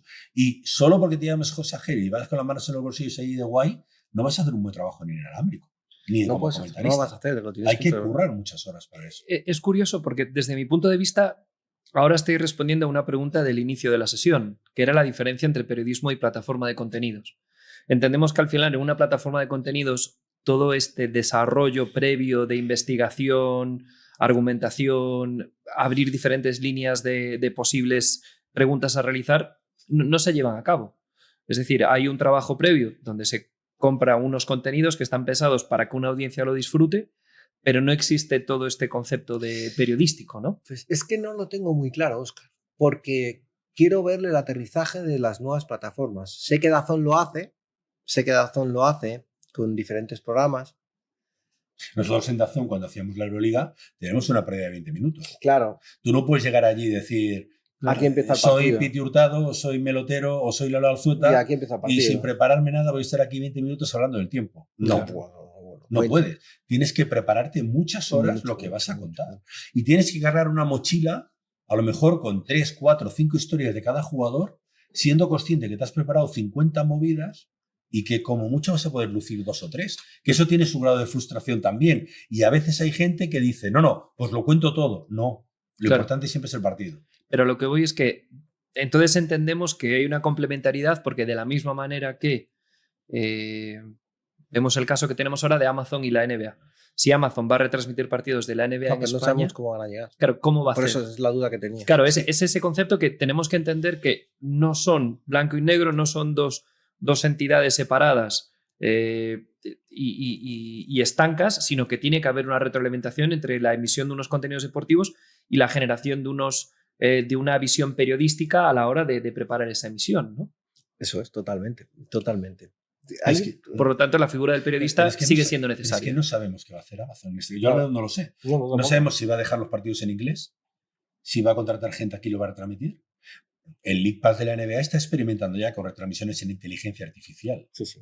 que ahora mismo tú las ves, las oyes, y son como la que te echa gasolina y te dice su cambio, gracias. Sí, pero vamos a ver. Pero ya hacen retransmisiones a 2 voces y con chascarrillos de el 17 puntos después de esta canasta para el número 17. O sea, que son capaces ya de hacer cosas. No sabemos qué va a pasar. Yo creo que la calidad va a bajar para el consumo que tenemos en España. Pero yo al menos no sé, y tú lo sabes, yo no lo sé. No tengo ni idea. Porque no. De verdad que no está todo como máximo secreto. Sé que han utilizado, por ejemplo, las reuniones las finales de fútbol, de Champions y de la UEFA para reunirse con NBA, porque Champions invita a NBA y se han utilizado ese tipo de cosas, pero seguro que no se va a volver a ver la NBA como se ha vuelto a ver. No va a haber un partido por día seguro, y falta negociar cuál va a ser el tratamiento en el caso que vaya para adelante, que va a ser el tratamiento de playoff y de finales, porque lo que se hablaba en los primeros años es que un año sí y un año no, las finales de Amazon, las finales las tenía Amazon en exclusiva. ¿Y eso qué pasa? Claro, tú no puedes estar diciendo a la gente que se gaste 100 y pico pavos en tu producto y que cuando lleguen las finales no las vas a dar. Y todos los años sí o sí tenían una final de conferencia, ellos elegían este o este en exclusiva. Y es ahí donde no puedes llegar. Es ahí donde no puedes llegar de ninguna manera. Por eso te digo, no sé qué va a hacer Amazon. Sé que ellos han apostado por el talent, en la Women NBA ya han apostado por el talent, ya han mantenido y se han gastado dinero. Pero no sé, porque es que no tenemos a Amazon haciendo retransmisiones deportivas en España. Entonces no tenemos ese punto donde coger. Entonces supongo que será una especie de híbrido. Y sobre todo yo creo que sí, no sabemos retransmisiones internacionales, por decirlo de alguna manera, como llaman ellos. Sí es cierto que, por ejemplo, en NFL han entrado en el día de Navidad y lo han hecho muy bien. Sí. Se han gastado la pasta, claro. Han hecho hasta show del descanso, como si fuera la Super Bowl, han entrado con comentaristas, pero no sabemos lo que va a pasar. Yo al menos no lo sé. Seguramente habrá gente que ya a estas alturas lo sepa, Bueno, más les vale, claro. Tienes que invitar a esa gente y no a mí. Más les vale, pero no sé, pero por ejemplo la llegada de plataformas como Amazon han cambiado un poquito todo, porque vuelves al mismo tema un poco de la IP, de la propiedad intelectual, porque ellos han entrado sobrepagando muchos proyectos. Nosotros tuvimos opción de comprar el documental de la vida de Pau Gasol, porque nos lo ofrecieron y bueno, pues son un poco entre historias que creo que no se pueden contar, pero tampoco hacen daño a nadie. Se ofreció a Movistar y Movistar la pudo comprar y de momento, bueno, pues apoyaron a la persona que lo estaba grabando. ¿Y qué pasa? Que según es allí la persona, que es muy colega de Pau y está viviendo, pues a Pau le operan. Entonces, cuando estaba en Portland, me parece, y le tienen que operar y este chico entra al quirófano con él, ve cómo le sedan, ve absolutamente todo. Y entonces pues ya pide un poco más de dinero. Vale. Se sigue manteniendo, pero ya hay reticencias, no sé qué. ¿Y qué pasa? Que muere Kobe Bryant. Y este hombre está con Pau cuando muere Kobe Bryant. Y ya pide más dinero y le dicen, mira, para los gastos de producción, para todo lo que queda, no te lo vamos a dar. Y te voy a poner que fuera $500,000. No lo sé, ¿eh? Y llegó a Amazon y le dijo, ¿no lo quieres? No hay problema. 5 millones. Porque ellos han hecho una cosa que ha sido, para llegar a España, para instalarse en España, es crear biblioteca. Crear biblioteca es tener sus propias series de televisión o sus propios documentales de creación propia, de producción propia, que no sean el ejemplo de los All or Nothing, por ejemplo, de todo esto que ha causado sensación. Ellos han necesitado su propia producción y esa producción propia lo que han hecho ha sido sobrepagar a otras productoras para que no hubiera competencia. Entonces, es lo que está pasando ahora mismo. No sé si podemos, ahora mismo no se puede competir de ninguna manera con ese tipo de... Pero es que estamos hablando que Telefónica, en este caso Movistar, es una empresa ya que forma parte del Estado, es una empresa que es de un país entero y no va a poder competir con Amazon, porque son mega multinacionales. Y te digo Amazon, pero es que Netflix está entrando también en la producción de deportes.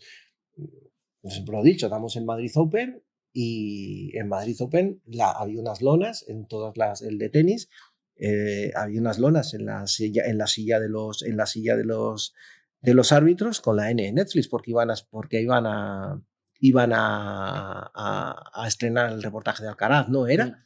Sí. Bueno, pues lo hablé con un compañero mío de marketing y me parece que me dijo, bueno, no, espero no estar inventando, me dijo, en la última semana llegaron a un acuerdo con Netflix de 800.000 pavos por poner la N en la silla de los estos. De un momento para otro han cogido y han dicho, bueno, queremos promocionar tal. 800.000 pavos. ¿Y qué hace Movistar? Y no sé si lo dio Eurosport o lo dio Televisión Española, el Mutua Open. Televisión Española, creo. Te lo zampas. Tú estás dando tu televisión, tú estás dando tu retransmisión y ahí tienes la N de Netflix. Y no puedes hacer nada, porque ¿qué va a decir el Mutua? Si me están dando 1 kilo por esto, de repente, por poner una N aquí. Y encima es una N de Netflix reconocida a nivel mundial que no me hace mal. No estoy poniendo un logo polémico o algo. No estoy poniendo nada que me haga mal tampoco. Es una cosa, una marca, ¿no? Me viene bien para juntarlo conmigo. Yo creo que estamos ante un escenario completamente desconocido, que no sabemos con qué nos vamos a encontrar. Solo sé que llevan las de ganar porque tienen mucho dinero. Yo creo que el problema aquí es lo pequeño, lo que hablábamos al principio. Hablamos un poco al principio. Lo grande siempre va a haber quien lo dé. Va a haber una fragmentación. Sí, como ahora con las películas. Tú tienes que, para ver todas las películas que te mola, igual tienes que ponerte a 4 plataformas, aunque no tengas tiempo real para verlas. Pero una está aquí, otra está aquí y otra está allá. Y probablemente eso pasará mejor con la NBA o incluso en el futuro con la ACB, que vas a tener que estar a una o 2 plataformas para poder verlo todo. El problema es que vamos a poder ver lo grande, las finales, lo otro, pero el problema es qué pasa con lo pequeño. Claro. Porque ahora los medios convencionales, o hasta ahora Movistar Plus, asumíamos una mochila. Y es que a cambio de darle a los grandes, dábamos a todo el mundo. Pero eso con esos fanáticos no va a pasar. No va a pasar. No, ellos son felices con los 150 millones por los partidos de Navidad. Claro, es más, por ejemplo, y eso lo hemos vivido todos. O sea, por ejemplo, cuando antes Televisión Española daba el fútbol y daba el baloncesto, se daban a todos los equipos. Después, cuando llegamos las primeras, dijimos, ya, pero si queremos dar una semana en Madrid y otra al Barça. Porque es que si no, no nos salen las cuentas. Claro. ¿Vale? Pero haciendo eso, dábamos también a todos los demás. Pero estos no lo van a hacer. No, bueno, no sé, ellos no están para no lo van a hacer. No están para hacer amigos. No lo van a hacer, no están para hacer amigos. Y a lo mejor llegan a un acuerdo con un club y dan todos los partidos de ese club, ¿vale? Y tú estás abonado ahí y vas a poder ver a tu equipo cuando juega contra ese club. Pero el resto del año, de la temporada, ¿qué pasa? Ese es el gran peligro de estas grandes empresas multinacionales que entran, arrasan, pueden sobrepagar porque les sobra el dinero, porque al final vemos al principio la diferencia entre abierto y cerrado. Ellos ingresen el dinero donde lo ingresen pues por abonados o porque tienen un socio capitalista, tienen un dinero para gastar X y lo distribuyen como quieren. A lo mejor en una parte de su negocio que es deficitario, pero quieren hacer ese ahí para buscar públicos, para buscar perfiles. Cuando tú eres en abierto y dependes de una audiencia, no puedes hacer eso. No puedes hacer eso. Tienes que mirar lo que entra y lo que sale, pero al milímetro. Del bloque que estábamos hablando ahora, hemos tocado prácticamente todo. Hemos tocado entidades deportivas, hemos tocado otros medios, deportistas. Nos quedarían dos perfiles que desde el periodista deportivo se suele tratar. No sé si también lo hemos rozado un poco, que es por un lado los aficionados, la influencia de los aficionados hoy en día en las retransmisiones deportivas, y por otro lado tenemos a las marcas. Todos los que son las estrategias de branded content tan conocidas, los casos que estamos hablando ahora de marcas que se involucran directamente en un evento. ¿Algo a comentar sobre esto? Volvemos a mencionar a Melocotón 44. Yo creo que ¿Cómo veis la relación con los fans? Con los fans. Ser fans. Exacto. Vamos a ver, decía y no me sale ahora el nombre del rockero bueno, que ahora se dedica a charlas motivacionales, que él cuando dejó la música y pasó a los negocios, se dio cuenta de la diferencia entre fan y cliente, ¿no? Claro. El fan te perdona todo y sigue comprando tu producto, el cliente, en cuanto la cagas, lo pierdes, para hablar en piedra. Y que había que conseguir que todo el mundo fuera fan. Tener fans y no tener clientes, ¿no? Claro, es uno de los éxitos, yo creo, por ejemplo, hablábamos antes de Andrés Montes. Está muy bien, sí. Andrés Montes tenía fans, ¿no? Efectivamente. Claro, si un día te equivocas, te lo perdonan. Si tienen clientes, no. Si tú le vas a dar 4 y le das 3,5, el cliente va a protestar porque ha pagado 4. Entonces, ahí están las dos partes. Entonces, nosotros, por ejemplo, en el abierto, mucho más que en el cerrado, aunque el cerrado también entra en la publicidad, dependemos mucho de la publicidad de los anunciantes. Pero claro, necesitamos que los anunciantes paguen. Si te cuelan la publicidad, lo que hablamos antes, de la publicidad ganada por el otro lado, pues bueno, tú puedes hacer a veces un poco la vista gorda, ¿no? Yo, por ejemplo, estaba viendo ayer, acabando de ver la última temporada de la serie que a mí me flipa, que es Slow Horses, Caballos Lentos, ¿sí? En Apple TV. Y eso si habéis visto la serie, ¿no? Pero te fijas que en todas las escenas que hay genéricas saliendo de una casa siempre hay un coche aparcado de la misma marca. Está aparcado. Y curiosamente una marca española. A mí me sorprendió bastante. Ya sabemos todos cuál es, ¿no? Yo no lo voy a decir. Pues bueno, pues si te hacen eso, te lo tragas, ¿no? Claro. O sea, si yo hago una entrevista con un piloto y detrás me ponen un coche de la marca que patrocina al piloto, pues bueno, lo ves. Si me ponen un panel con logos de la marca, pues no. Salvo que sea alguien tal. Entonces, tienes que bailar mucho ahí y a veces la relación no es fácil. Es muy complicada. Es muy complicada. A mí con el tema de las zapatillas me cuesta mucho, porque intento no hacerlo, pero al final lo tienes que decir, porque eso es la publicidad ganada, está ahí constantemente, pero si te gustan las zapatillas que lleva uno, lo dices o crees que determina o el partido, porque se la ha puesto, porque tal o por cual, lo acabas diciendo. Nunca me han dicho nada, pero entiendo que no les debe hacer demasiada gracia tampoco. Y una pregunta antes de continuar. ¿Creéis, viendo un poco el devenir de la sesión, a lo largo de la sesión hemos hablado de, para mí me quedo con 3 ideas muy claras, que es periodismo, calidad y el respeto, que cada uno haga lo suyo, la orquesta que mencionabais antes. ¿Creéis que las entidades deportivas, marcas, medios, deberían respetar un poco más o crear espacios, ¿no? Espacios de seguridad para que el periodista pudiera realizar su trabajo? ¿Creéis que en ocasiones al periodista, como el caso que has comentado antes tú, José, de los inalámbricos en partido para la señal, o la relación con las entidades, con los jugadores, ¿creéis que ha habido ocasiones donde la labor del periodista no está suficientemente cuidada? Por tu propia casa, yo creo que, fíjate lo que te voy a decir, creo que a veces nos tendrían que defender un poquito más. Pero estamos en un equilibrio tan extraño. Se me venía a la cabeza Sirat, ahora la película. Uf. No sé si lo habéis visto o no, porque el pelo este, ¿no? Que separa el... Claro. Bueno, sois gallegos, lo habréis visto, sí, ¿no? El director, claro, es gallego. Lache. El bueno de Lache, sí.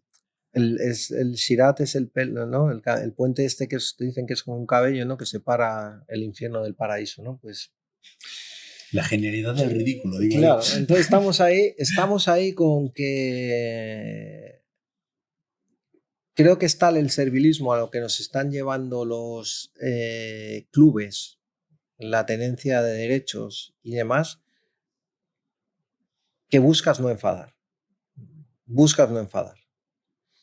Y yo creo que los clubes en ese no enfadar se han visto en la potestad y con la fuerza de denunciar a este porque no me gusta, a este porque no me gusta, a esta porque no me gusta y a esta porque me gusta. Y cada vez tienden más a controlar. Y bueno, pues yo he tenido gente que se ha quejado de mí, por suerte no han sido muchos, pero también he visto cómo se han quejado otros compañeros y compañeros que han acabado saliendo simplemente por caprichos o de clubes o de dirigentes de ligas. Y creo que ahí no hemos estado bien protegidos por los medios de comunicación, pero claro, si te viene un presidente de un club importante o no tan importante, te dicen o ese o yo o la lío parda y ves que puede estar en tal, pues coges y dices, un ratito a la neverita. Y yo creo que ahí eso está pasando ahora, o por lo menos yo lo he vivido. Y es una tendencia peligrosa. A mí no me gusta nada la idea que tenemos ahora montada, por ejemplo, en Movistar Plus con la Liga de Fútbol. Yo creo que si pagamos los derechos tienen que ser nuestros periodistas y nuestros comentaristas los que cuenten y narren la Liga de Fútbol, no que paguemos y que nos digan quién la tiene que hacer y quién no la tiene que hacer. Somos un medio de comunicación y en ese tipo de cosas hay que sacar pecho. Y yo creo que incluso los propios jefes con charlas y demás han localizado ese problema y creen que es una cosa que tenemos que hay que cambiar y que se está intentando trabajar en eso. No puedes dejar que te tienen que respaldar, a no ser que seas un cabra loca. Yo podía haber llegado otro día a Jesús y haberle dicho, tú a ver, gilipollas, ¿qué pasa? Pues ahí estás, te vas a la calle. Si tú no sabes funcionar, te vas a la calle. Pero si tú crees que estás haciendo tu trabajo bien y a un club le has sentado mal precisamente por hacerlo bien, ¿tú crees que yo puedo preguntar a un entrenador cuando ha rajado de los árbitros, cuando se lleva quejando de los árbitros, cuando acaba un partido? Oye, ¿por qué no me dices nada de los árbitros que llevas protestando? Porque el primero que me coge es el jefe de prensa y me dice, ¿por qué haces esa pregunta? No sé qué, no sé cuánto. Luego me cogerá alguien de la liga y me dirá, no vuelvas a preguntar eso. Y luego me llegará mi jefe y me dice, me han dicho que no puedes hacer eso, así que la última vez. Ya. En tu caso, Mel, ¿tú cómo lo ves en una televisión abierta? Bueno, yo afortunadamente no he tenido experiencias como esas, ¿no? Yo a veces que he tenido algunas cosas sí he de decir que mi empresa me ha defendido y en eso puedo decirlo. Sí creo que parte de culpa, yo vuelvo otra vez, a los periodistas se nos acusa muchas veces de ser corporativistas y yo creo que no somos nada corporativistas, quizá por ese pequeño ego que nos acompaña, a veces vemos bien que caiga el de al lado porque pensamos que a nosotros nos va a ir un poco mejor. Sí, y no lo entiendo. Y yo no lo he entendido nunca. Mi forma de actuar ni en la vida, me conoces hace muchos años, ni en la profesión ha sido nunca ese, ¿no? Yo creo que juntos y más somos mejores. Entonces hemos dejado que se entren en espacios, entre comillas, de nuestra intimidad profesional en las que nunca nadie debería haber entrado. De la manera que un vestuario es sagrado, una redacción debería ser sagrada. Ya. Y hemos dejado que mucha gente entrara ahí, aprovechándose de muchas cosas. De las propiedades de los medios de comunicación, que antes eran periodistas y ahora son empresas. Aquí en España tuvimos la crisis del ladrillo en 2000, la crisis periodística, que hizo que muchos empresarios de ladrillo entraran en los medios de comunicación. Después esos empresarios en 2008, 2009 tuvieron problemas. Algunos utilizaron los medios de comunicación como quisieron y llevaron un descrédito a la profesión en la que los periodistas nos hemos dejado arrastrar. Claro. Y ha manchado un poco nuestra imagen. Entonces, creo que somos poco compañeros entre nosotros, creo que nos defendemos poco, creo que hemos defendido poco nuestros espacios, creo que nos han vendido la moto de que hay poco trabajo, y es verdad, y cada vez va a haber menos, pero por desgracia eso pasa en todas las profesiones. Y yo reto ahora a que alguien me diga una profesión que no sea matemáticas puras, que no tenga un porcentaje de paro igual o similar al de periodismo, claro, porque al final esto va así. Entonces nos hemos creído muchas cosas, nos hemos autocensurado mucho. Bueno, mucho, no el primero. Mucho. Muchas veces no ha hecho falta que nadie nos dijera lo que teníamos o no que decir. Hemos pensado, nuestro jefe quiere que digamos esto y lo hemos hecho. Sí. Entonces nos hemos echado muchas piedras en nuestro tejado. Y eso ha traído a veces comportamientos que evidentemente no nos han beneficiado. Pero yo soy muy crítico con nosotros mismos, como profesión y como y como individuos. Te compro eso me ha gustado mucho. Todos tenemos presiones, todos hemos tenido presiones. Los periodistas deportivos de los equipos grandes, porque los pequeños no pueden presionar.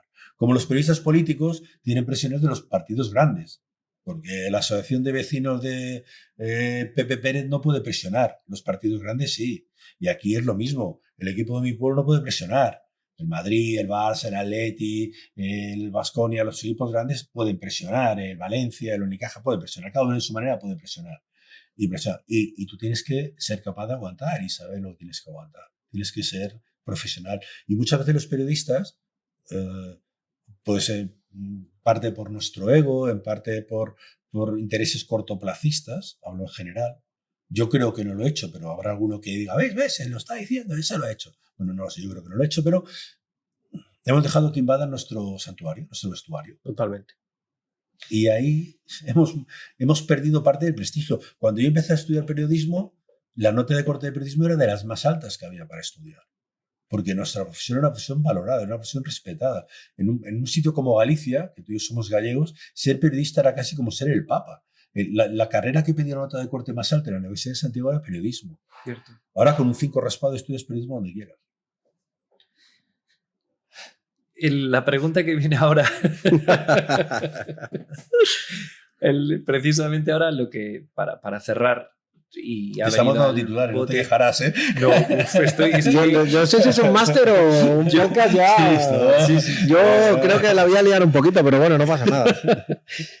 La pregunta que viene ahora ya para cerrar es precisamente todo lo que hemos hablado, toda la trayectoria que hay de comunicación y deporte. La pregunta sería ahora, de cara a una persona que quiere ser periodista deportivo, de cara a una persona que quiere dedicarse al área de comunicación y deporte. Entendemos que hablamos de comunicación, puedes ser periodista en un medio de comunicación, puedes ser jefe de prensa, puedes ser redactor, puedes trabajar en muchas áreas, no solamente en una entidad deportiva o en un medio. ¿Cuál sería vuestra recomendación a una persona que hoy en día quisiera generar valor en su profesión y quisiera dedicarse a la comunicación deportiva? Yo te diría que no tengan miedo a la especialización. Claro. Al nicho. Ese tan mal llamado, de forma despectiva, nicho. ¿No? El dato. La afinación del contenido. Hablábamos antes de deportes emergentes. La NFL, por ejemplo, es un deporte emergente. Hace 3 años, los periodistas que hacían NFL en España, les mirabas así y decías, ¿a dónde van estos pobres hombres? Sí. Ahora juntan millones de espectadores en podcasts semanales. Sí. O sea, el nicho, mal llamado nicho por una cosa mala como de muerto y tal, es una vía de futuro importante. Quien dice el fútbol americano, dice el baloncesto, la especialización. Cada vez la especialización va a ser más importante. Pero no solo en el periodismo, sino en todo, en todas las profesiones. Claro. Eso del periodista es como la superficie, eso que nos contaban de pequeños. Hay que saber un poco de todo y no saber mucho de nada. Eso ya no existe. Eso es mentira. Ahora ya no. Eso es mentira. Y sobre todo yo le diría a la gente, un poco enlazando con lo que diga antes, que siga su corazón, que siga lo que realmente quiere ser. ¿Por qué? Porque todas las profesiones tienen momentos buenos y momentos malos. Y un momento malo en algo que te gusta lo vas a soportar bien.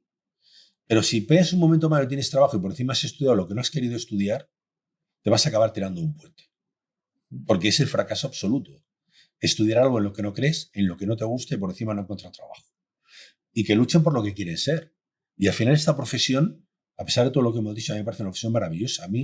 Yo todavía no me lo creo que haya podido vivir tantos años trabajando de esto. O sea, a mí me han pagado por cosas por las que yo pagaría. Claro, yo he estado en sitios en los que la gente normal, la gente de la calle no puede estar. Y a mí no solo he estado ahí, sino que me han pagado por estar. Y eso ya cada vez pasa menos, por desgracia, pero sigue pasando, ¿no? Sí, totalmente de acuerdo. O sea, tienes que quererlo, tienes que especializarte. Yo siempre digo lo mismo. Yo cuando llego a la universidad he visto 5 partidos de baloncesto en la televisión. Hoy los he oído por la radio. No me acuerdo. Me levantaron para el 84 y no me acuerdo. Yo me levanté para ver el 84. Yo no me acuerdo. Me levantaron, no me acuerdo. Pero tengo muy buenos recuerdos del baloncesto. Pero ¿qué pasa? Que llego a una universidad y cuando hay que hacer proyectos, pues digo, todo el mundo quería ser o periodista deportivo o deportista o periodista político. Entonces, ¿qué pasa? no hay nadie que quiera ser periodista deportivo en aquel entonces, todo el mundo quería ser periodista de fútbol.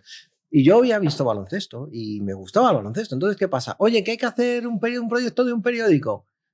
Todo el mundo se peleaba, yo hago tal, yo hago cual. Y a mí me venían a buscar, porque era el único que iba a hablar de otros deportes y tenía mi espacio de baloncesto. Oye, un programa de radio, baloncesto tú. Oye, un programa de un periódico, tú escribes de baloncesto. Y así pasó que cuando salió la primera beca, la primera opción, fueron los profesores y me dijeron, oye, mira, que es que ha comprado Canal Plus los derechos de baloncesto y tienen una beca para el teletexto. Y claro, teletexto, y dije yo. Y claro, es el único que sabe, nos lo han ofrecido y baloncesto, pues tienes que ser tú. Me especialicé. Sí. Me especialicé y vi el hueco y es cierto, me gustaba. A ver, os exagero con lo de 5 partidos. Tengo un hermano de 2 metros que tiene el récord de partidos en Liga EVA. No a nadie ha jugado más partidos que él. He visto mucho baloncesto, claro que sí, por supuesto que sí, pero me especialicé y lo hice una pasión porque pues por aquella época era de Móstoles, me gustaba mucho el tema del hip hop y yo veía que los jugadores de baloncesto de la NBA eran lo que yo quería ser, llevaban mis zapatillas o las que yo quería y la ropa, no sé qué, no sé cuánto. Entonces fue como un match tremendo y se dio que me especialicé, que me flipaba y dije, bueno, pues es lo que ha dicho Melotero ahora mismo. Lo ha definido él, ¿no? Especializarte, no tener miedo a especializarte, porque eso de saber nada, incluso, pero para ser de fútbol, ¿eh? Ahora mismo, seguramente, si te conviertas en, mira, tengo la historia de 2 periodistas que son realmente espectaculares, que son Juanma de la Casa y Sergio Sánchez, que son 2 periodistas especializados en segunda división. Este año hemos perdido derechos de segunda división en Movistar Plus, o años atrás, y se han quedado los 2 comentando los partidos. Son 2 tipos que se han especializado en fútbol de segunda división y son 2 tipos a los que la gente adora por los campos de fútbol de segunda división. Y son 2 periodistas y ahora uno narra y el otro comenta, y a veces uno comenta y el otro narra.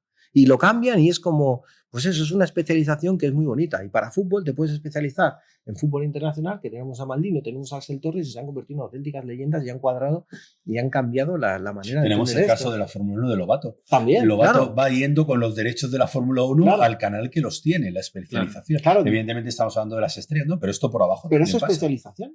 Es especialización porque Lobato tendrá a chavales que trabajen en la Fórmula 1, que sepan lo que es la Fórmula 1 y que estén metidos hasta arriba en la Fórmula 1. Es un buen camino. Pues no sé si queréis comentar algo más. ¿Te parece poco? Yo sufro por la gente ya. ¿Queda alguien al otro lado después de esta chapa que hemos pegado aquí?